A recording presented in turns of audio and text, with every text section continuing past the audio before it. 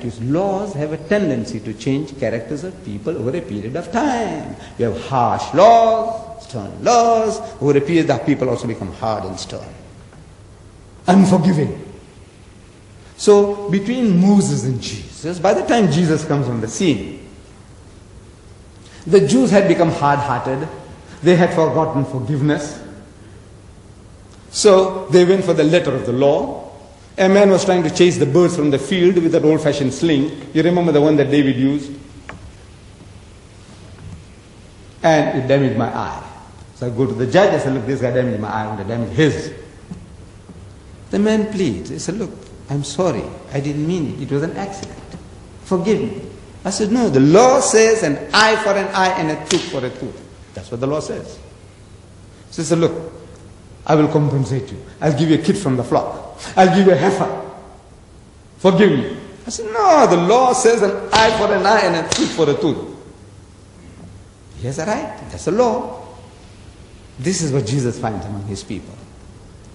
They're going for the letter of the law and they're forgetting the spirit. So as a spiritual physician, he prescribes a remedy for the hard-heartedness, for going for the letter of the law and forgetting the spirit. He says, no, you must forgive, man, you must forgive. So how many times, Lord? So he says 70 times 7. It means indefinitely. It's not to be taken literally. 70 times 7 means 490. You don't start counting, look, this is the 5th time now. Huh? This is the 50th time now you have wronged me. This is 450 times. No, you don't do that. In other words, indefinitely. Who's going to start counting 490, 749, 490? No. Forgive, forgive. Turn the other cheek. Beautiful, beautiful teaching for a certain sickness. You don't want to forgive. You don't want to forgive. He says, forgive, man, forgive. If a fellow strikes you in the right cheek, give him the other. If a man makes you to walk 1 mile, walk with him 2. If a man takes away your coat, give him your cloak also. Agree with thine adversary quickly, said Jesus, while thou art with him on the way, before he takes you before the magistrate and makes you to part with your last farthing. Beautiful teaching. For a sickness. If you haven't got that sickness, it's suicide. For the sickness, beautiful remedy. It is not as a tonic, it's not as a panacea. I have been telling my British people. You see, they have been ruling my people for over 100 years. So when I go there, I says, you know, you are good Christians. You know what you have to have done? When Hitler wanted to invade Britain, you good Christians. Jesus says, turn the other cheek. Jesus said, if a man takes your coat, give him your cloak also.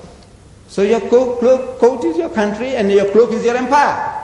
You should have welcomed Hitler and his army. Said, come, take, man, you can have the empire as well. You can have Britain and you can have our empire as well. Take it. Good Christians. Why didn't you do it? So no, it's unnatural. It's unnatural. What you did was natural. You have to defend your person and your position.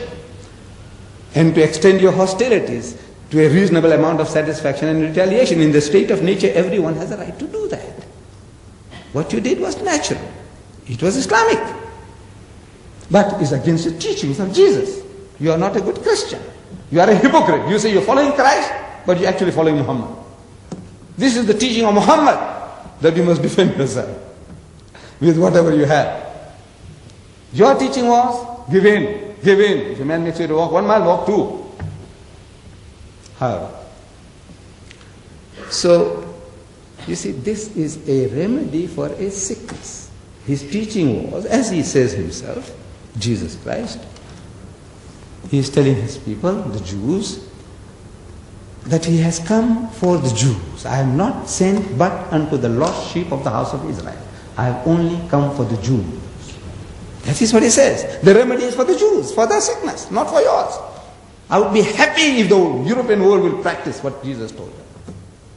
Practice that. Turn the other cheek. Give your coat and your cloak also. Come, I want to see you do that. I want to see who does that. Which guy, which Christian, where? Impractical. Suicidal. But preaching sounds beautiful. You know, love, turning the other cheek. Where is that hypocrite who does that? There isn't.